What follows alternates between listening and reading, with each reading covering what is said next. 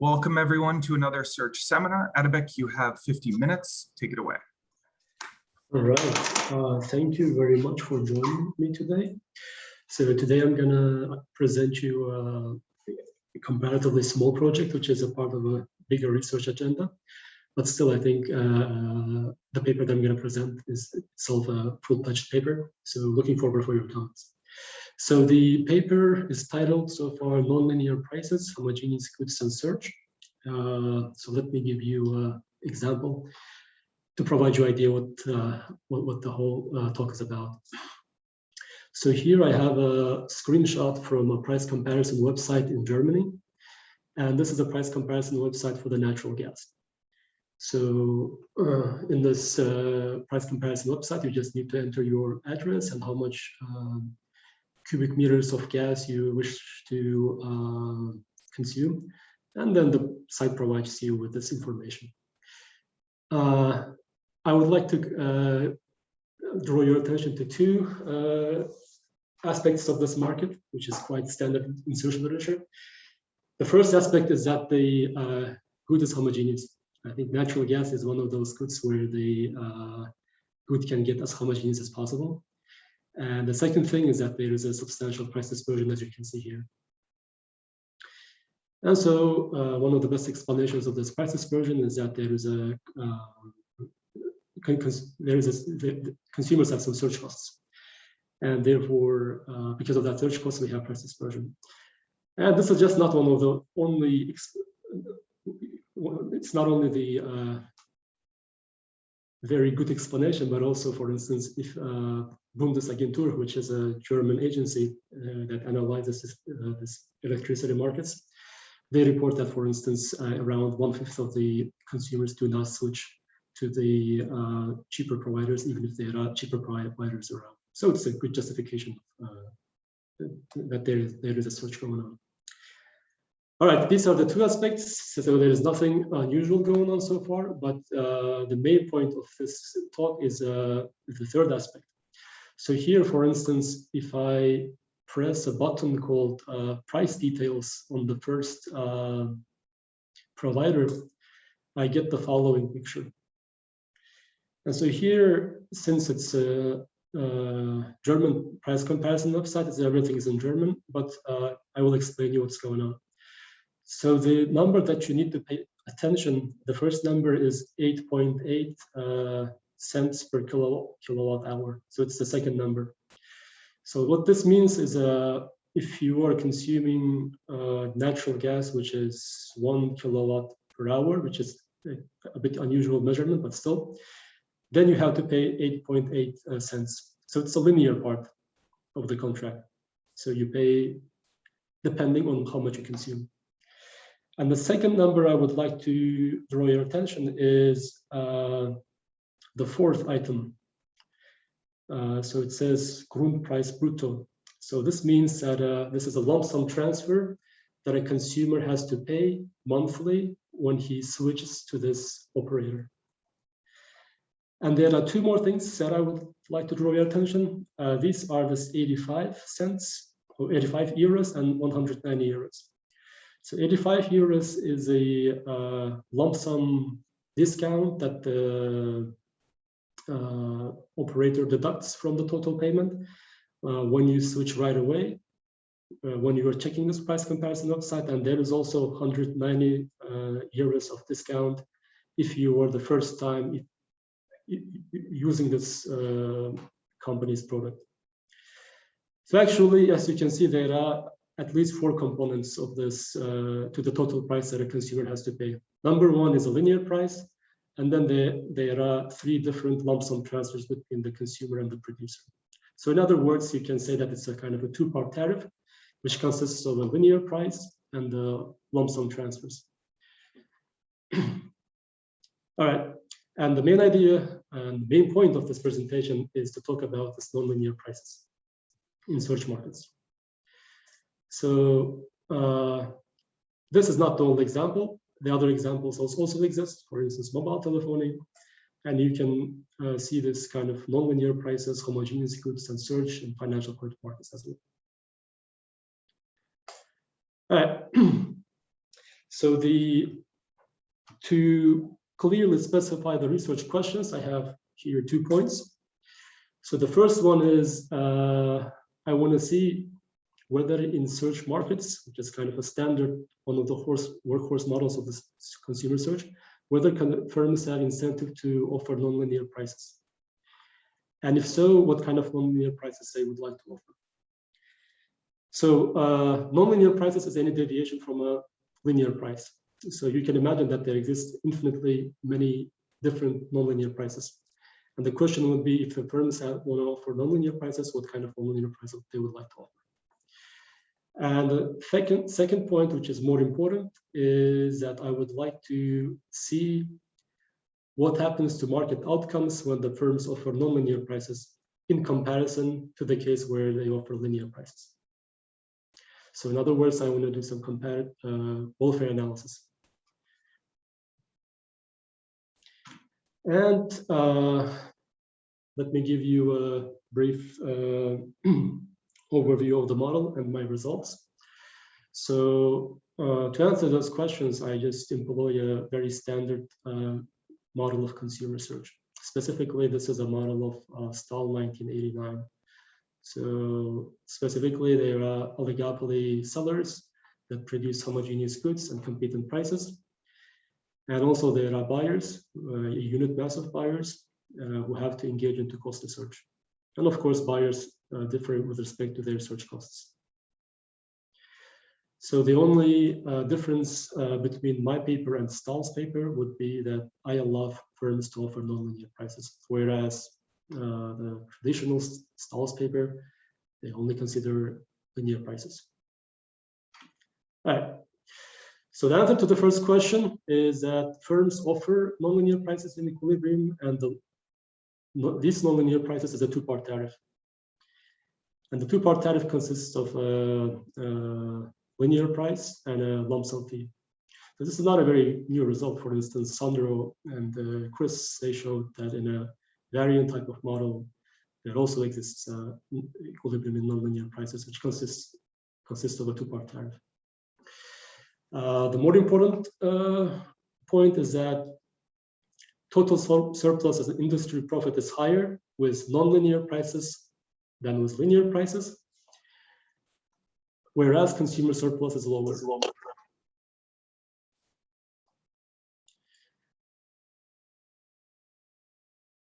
And so this is the main point. So if the total surplus goes up with nonlinear prices, one would expect that firm profit would go up as well as consumer surplus goes up. However, consumer surplus does not go up, it just goes down. And the intuition turns out to be very simple. Here actually, I hope that I have a right intuition, but if you have some ideas, please feel free to let me know. The reason why I doubt my intuition is that it's very simple. And the intuition is as follows. So in a standard model with elastic demand, if we allow for nonlinear prices, the effective demand that the firms face becomes inelastic. So to put very simply and abruptly, with linear prices, effective demand per consumer demand is elastic. With nonlinear prices, it's inelastic. And the standard arguments from the economics says that with inelastic demand, firms will charge higher prices. And therefore, prices will be actually higher, profits will be higher, whereas consumer surplus will be lower with nonlinear prices and with linear prices. So that's the main intuition, and I'll provide you more information during the presentation. So where does the paper stand with respect to the existing literature? So as I mentioned before, there's a paper by Sandro and Chris. They analyze variance sales of model of sales. And then they provide it's a very methodological paper. They provide a unified approach to solve these types of models. They don't do the welfare analysis, whereas I do welfare analysis. And moreover, there are other small details that are different. For instance, in their paper, in the main model, they don't have search, whereas the search is the main part of our paper. Also, another part of nonlinear price that I found was a paper by Martin and Alexei. This is a very unusual type of nonlinear price, which is called price matching guarantees. So they have a similar model as I do, but they allow consumers to observe one more offer without searching. So they say, what happens if consumers can observe an offer without searching, but from, for instance, friends? And then they show that in that case, firms have incentive to offer price matching guarantees. Of course, in my paper, consumers have to search themselves to find prices. There is no any additional channel through which consumers can obtain offers of the firms. And these are just to mention the most related papers. Of course, there are a lot of papers on nonlinear prices, a lot of papers on consumer search with homogeneous goods. And here, I think worth to mention the recent literature that analyzes screening in the markets where consumers are imperfectly informed about sellers' deals. Most of these papers in this list consider second-degree price discrimination, except for Fabra and Rijon, if I'm not wrong. They consider the third-degree price discrimination. And it's also worth to note that in order to make models with nonlinear prices interesting, you need to give firms some market power. So imagine that firms do not have market power, and then they compete in a standard Bertrand manner, where the equilibrium price is equal to the production marginal cost. In that case, it doesn't matter whether the firms will offer nonlinear prices or linear prices, because anyways, firms will earn zero profit, and the entire social surplus goes to consumers.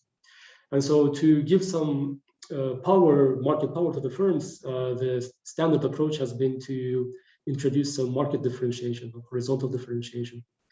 And then in that case, you can compare, analyze nonlinear prices, and then it has very interesting implications.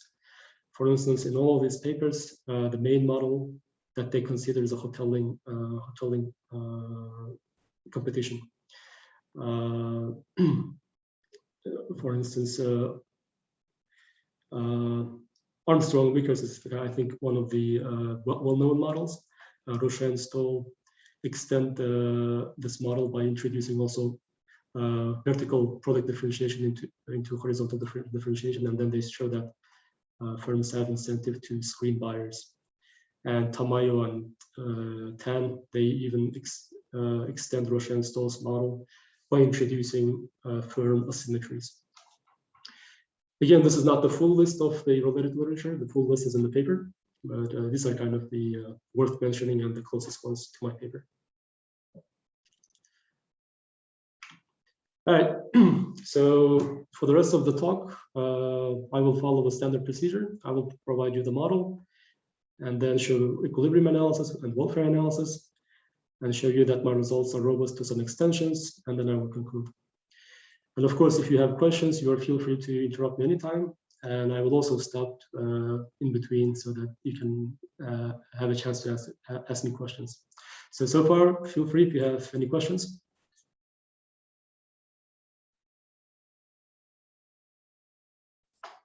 All right, model. So the model is very standard. This is, I think, one of the, if not the most, but one of the most popular models in consumer search.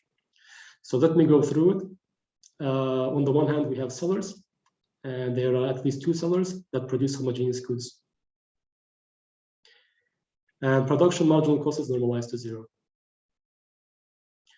The only difference that I have in my model is that sellers now can compete in nonlinear prices. On the other side, we have buyers, or consumers, more specifically a unit mass of them. And each buyer demands Q quantity of the product at linear price P. And this demand function has an increasing elasticity. And I let P max denote the price at which the demand is zero. also very standard. So to avoid diamond paradox, I assume that a positive share of buyers observe all prices. This share is given by lambda, and following the terminology by Stahl, I will call them shoppers. And the remaining share of buyers, which are 1 minus lambda, have positive search cost, and I call them non-shoppers. And the timing of the game is also quite standard. So firms simultaneously set prices. After that, consumers without knowing prices, they engage in search. And the equilibrium concept is perfect Bayesian equilibrium. And I focus on passive of equilibrium beliefs of buyers. So these are all standard, and I think this has been very well justified for decades by the existing literature. The only difference is this point in the box: the consumers engage in nonlinear prices. All right. So now I would like to show you that firms have incentive to provide two-part tariffs. And to give you the reasoning, I will follow a line of argument which goes, I make a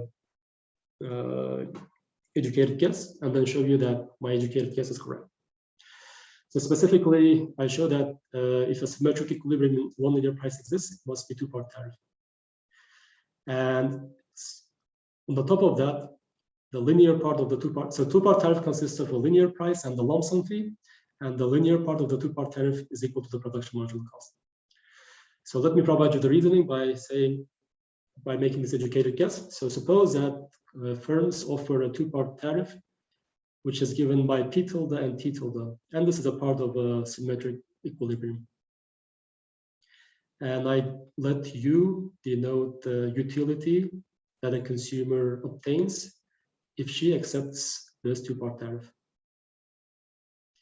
So the trivial cases, clearly in equilibrium, firms cannot obtain negative per consumer revenue. That wouldn't be the case in equilibrium.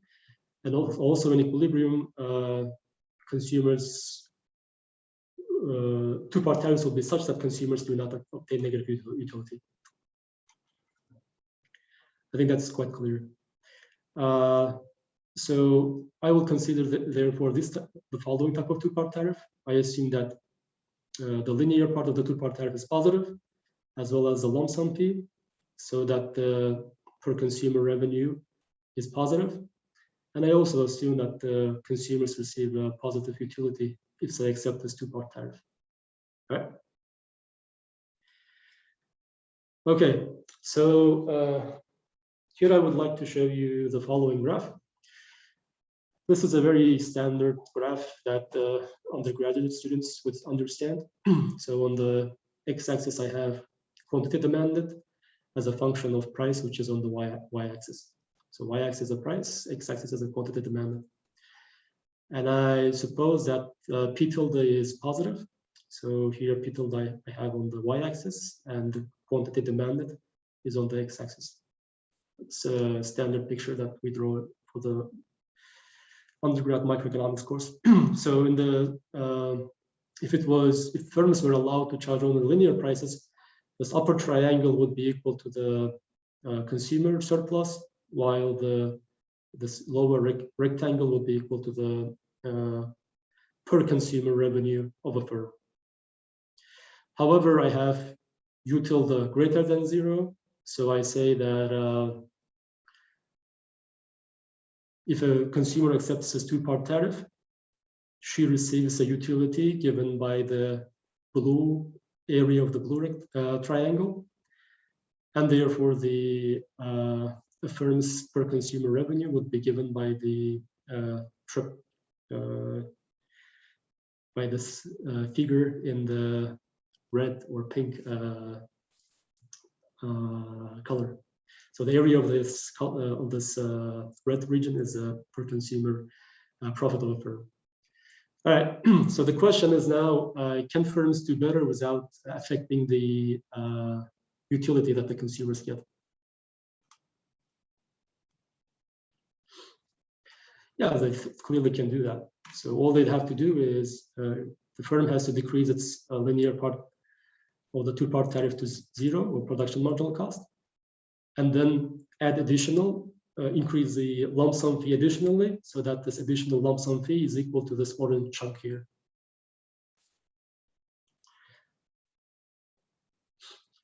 So I hope it shows you that if, first of all, if firms offer two-part tariffs, then the linear part of the two-part tariff should be equal to the production marginal cost. And I hope it shows you the second point, which is with two-part tariffs, firms can generate the maximum amount of possible social surplus and obtain any distribution of the social surplus between the firm itself and the consumer. These are these two facts. Of course, this is just a simplified version of the argument. I have the full proof in the paper. All right. So any questions so far? Okay. I have more of a comment than a question. So, yeah. Basically, I think this is what me and Chris were alluding to in that paper, that when firms are competing, what they are at the end of the day competing in is the utility offers. And for a given utility offer, what the firm needs to do is to choose things in such a way that its profit is maximized given the utility offers. And we take this in the paper, we take this maximum obtainable profit given the offer as the primitive. So we do not actually solve for things like this. But similar kind of flavor are in search models where firms choose prices and quality, for example, or prices and quantity. I think Martin should remember, I think it was a student of his who had this paper where firms were competing in prices and qualities, and probably Natalia Fabra has also something similar. Mm-hmm. I will ask Martin later about. Yeah, so that's a paper. I'll set it in the chat. Okay. All right. Thank you, Sandro. Someone else had a question as well?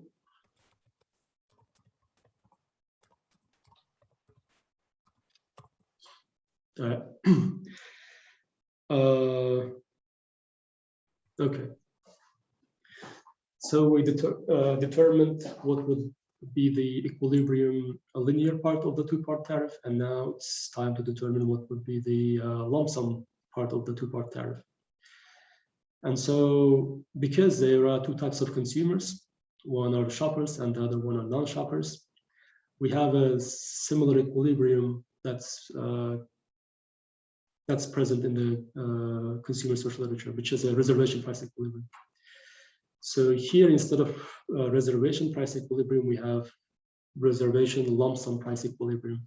Specifically, firms would charge lump sum fees so that the highest price is not greater than their first round reservation lump sum fee. And this lump sum fee is given by TR here. Moreover, the firms will not play pure strategies because there are shoppers and non-shoppers. On the one hand, they would like to charge high prices to non-shoppers because they do not search beyond the first firm. On the other hand, they would like to charge low prices for shoppers because they compare prices. And this presence of price comparing consumers and consumers observe only one price gives rise to price dispersion. And the price distribution, or the lump sum fee distribution in this case, is given by this formula. And this formula is, I think, quite standard formula in consumer social literature, and it also appears in STOM. So here, all the variables except for TR are exogenous. So the next step would be to determine this reservation lump sum fee. And this reservation lump sum fee is determined by the following formula here. Of course, there may be, so TR needs to solve this equation, but might be that there doesn't exist a solution. In that case, we set TR equal to the social surplus, the highest social surplus generated. This is again the standard type of argument that I'm following. So this is a result. So there exists a unique symmetric equilibrium, and the unique symmetric equilibrium is given by the slide here. As a side note, I would like to say that if you just ignore this linear part of the tariff, it kind of resembles a standard model with a unit demand. Okay. So this is equilibrium. Now I would like. Sorry, is it not the standard model with the unit demand where the highest willingness to pay is the TR? In the original Stahl's model, that he has not the standard Stahl model, but if you take, for example, Martin's Rand paper had unit demand, the equilibrium would be this, except for TR is what they probably called V or something, or R. No? Sorry, I don't really understand your question. So are you saying is if you take Stahl model and you do unit demand, this is what you get, no? Exactly. Yeah, that's yeah. Okay. So I would like to compare it to the linear case. So what would be the equilibrium when firms are allowed to compete in linear prices? Then we have the following result. So this is what I took from Stahl's paper. So here, as you can see, the price distribution is quite similar to the price lump sum fee distribution here. The only difference is that we have Q as a function of the linear price. And the highest reservation price is now given PR, and this the reservation price solves this equation. And just to compare this equation to the previous one, as you can see, they are very similar. Here we have 1, whereas here we have QP. That's the only difference. And of course, if the solution doesn't exist, the PR must be equal to the monopoly, standard monopoly price. And one thing that's important to note is that this the lowest price in the price distribution is greater than the production marginal cost for any positive surge cost. That's worth noting, which will be useful for welfare analysis. All right, so this is the equilibrium. This is a unique symmetric equilibrium in linear prices. Questions?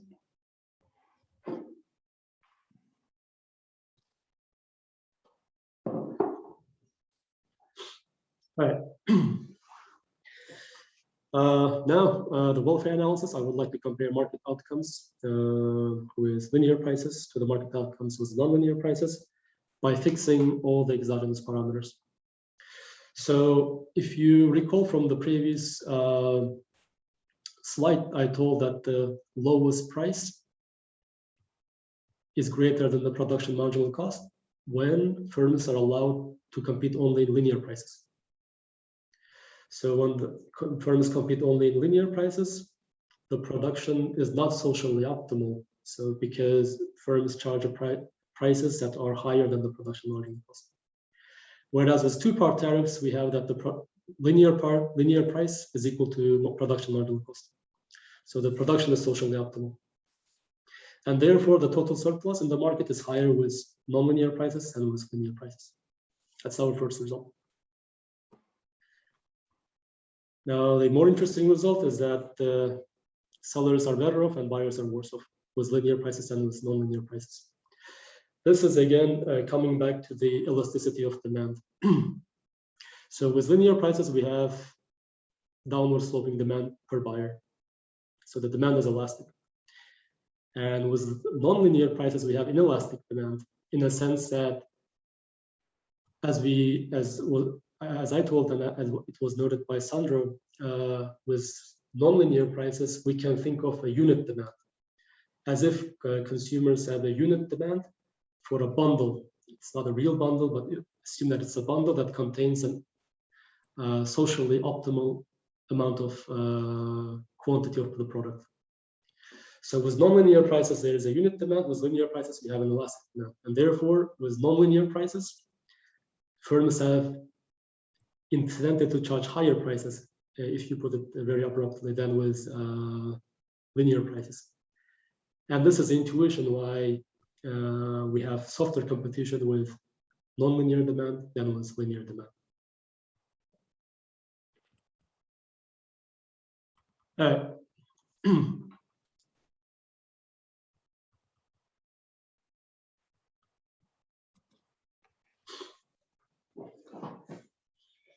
Okay, then we can, I can show you some extensions and show that this my results are robust to these extensions. Here, so far I've considered two types of extensions. Number one is that instead of by modal distribution of search costs, where I have shoppers and non-shoppers, instead of that, I assume that the distribution of search costs is continuous.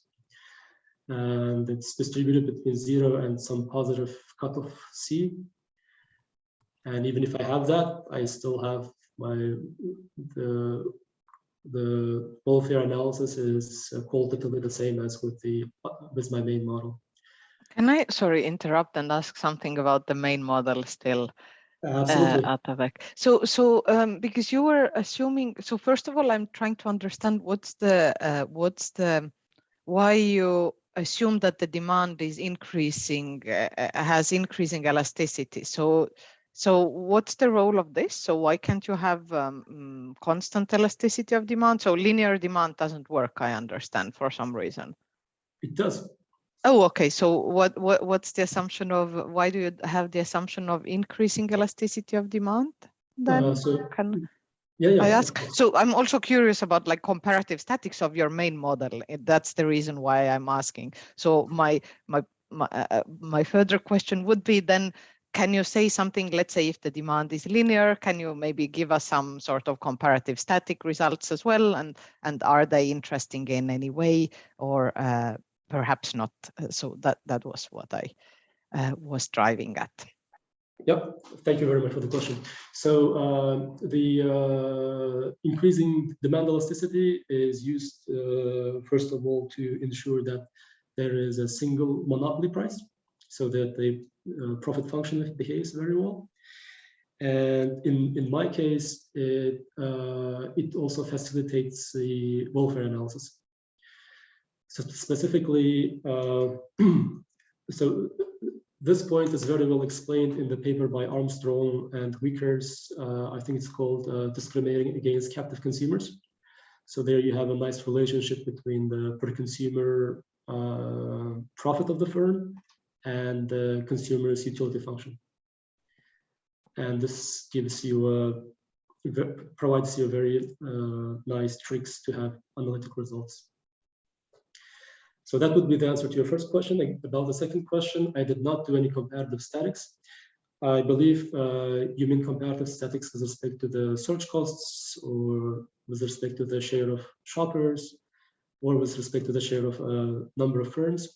I didn't do it because I think the comparative statics will be the same as with the standard style model with unit demand. So it wouldn't provide any new insights. Okay, thanks. Yeah, thank you. All right, so that's the continuous search cost distribution is number one extension, and the number two extension is a noisy search. So the noisy search is another way of solving the diamond paradox. So with a noisy search, you assume that all consumers have the same search costs, but some consumers may observe more than one offers when they search. And here also I show that my results are qualitatively robust. And also one of the advantages of applying noisy search is that noisy search has some qualities of a non-sequential search. So noisy search combines some properties of non-sequential search in a standard sequential search model. All right, these are the extensions. I'm planning to do some other extensions, and but if you have any extension that you have in mind, feel free to share that with me. And that's actually it. That's the end of the presentation. In conclusion, I would like to say that we need to consider models with nonlinear prices, because they're not only are they widespread in a lot of markets, but also when you abstract from that and then when you work with the linear prices, you actually underestimate firms' market power. So with nonlinear prices, you have a better understanding of the firm's market power. And another conclusion that might be a bit far-fetched, I think the paper also provides a justification for the use of models with unit demand.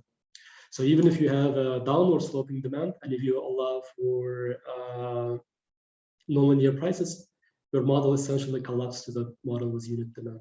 This might be another justification for use of unit demand. All right, thank you very much for your attention. I hope that the presentation went very smooth so that I finished very early. Yeah, very good on time. So we'll now open it up to questions.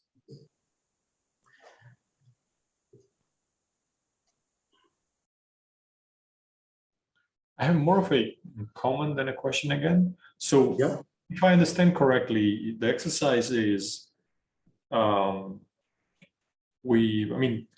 so you take a downward sloping demand per consumer, and you study what happens if competition is in linear prices and two-part tariffs. And eventually, you are basically using two solutions off the shelf. One is solution for the Stahl's original for downward sloping demand. And then you are using, basically you convert, let's say, Shelegia Wilson, but this would not nearly be the first one who did this. From downward sloping demand, you optimize profits given offers. So basically, you end up with unit demand where maximum willingness to pay is the triangle. Okay, so this is unit demand solution, which you can find plenty of places. Stahl's original. The innovation is to connect the two, to say, well, in the first one, the demand function we use in the first one is used to compute the maximum willingness to pay in the unit demand model as the consumer surplus that corresponds to marginal cost. Okay, so there, and you are saying, if now I have these paired models, one is unit demand, one is downward sloping demand, we know solutions to both, but I can characterize the relationship once I've linked them. Okay? Exactly. Yep. Now, this reminds me, and maybe there's some deeper connection to Vives and Sync and Vives, maybe, where they're looking at price versus quantity competition. Okay, so you have the same underlying preference structure. You can derive normal demand or inverse demand. So you look with normal demand, you look at price competition. For the same preferences, you derive inverse demand, you look for quantity competition. And then you just compare the two. So you have the same preferences, but different modes of competing.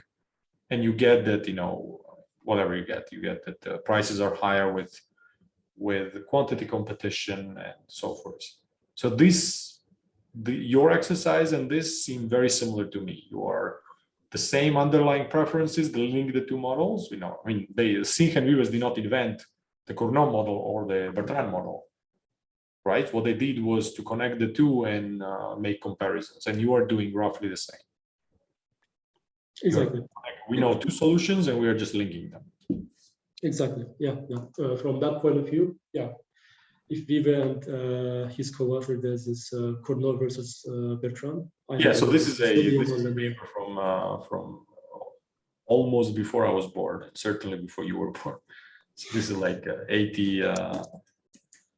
Sync and I don't know what year is this, but this is a long time ago.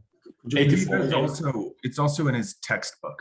Vives has the textbook. Right. So the original paper is 84, but surely this has appeared. It's in many. I think Belloflem and Peitz, IO textbook also has it. It's in many places. Probably Tirol. No, Tirol maybe not, because Tirol is about the same time as the paper. Mm-hmm. All right, thank you. I'm going to take a look at it and then possibly connect it to that literature as well. Thank you. But the main idea of the paper was explained, of my paper was explained by you better, I think, than me, by saying what you said, Sandra. The main contribution is that I want to compare these two outcomes. That's the main novelty of the paper. I would say the main challenge of the paper as well. Actually, so also another thing that could be related is that at some point, I think in the paper, they look at whether firms, or maybe it's another paper, whether firms would want to compete in prices or in quantities.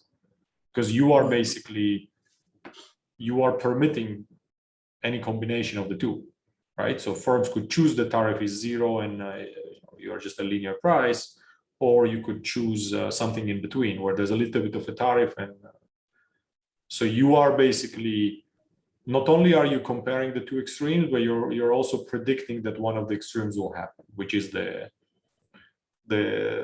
two-part tariff case. So I think they're also kind of looking like that at some point.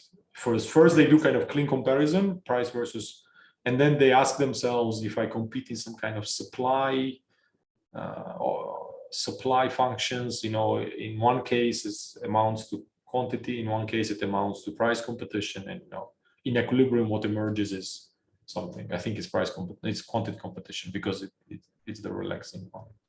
Yeah, but I don't remember the details of that, but it's also a similar flavor.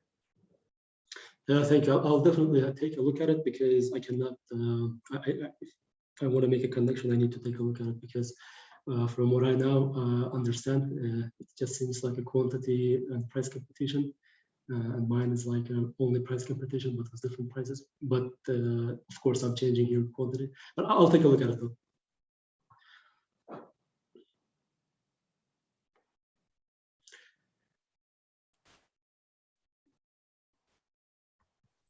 Any other questions or comments?